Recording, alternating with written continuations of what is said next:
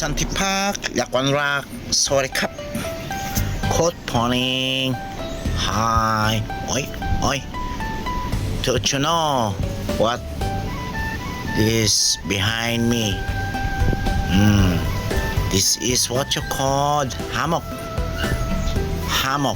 in the Philippines hammock is pace in Visayan word hammock.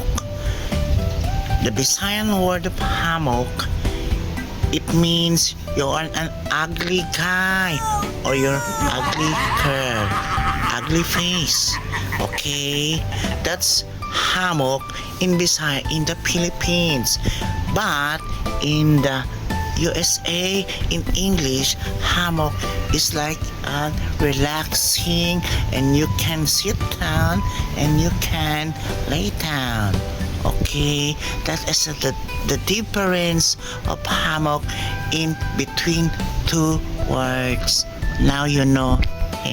Okay.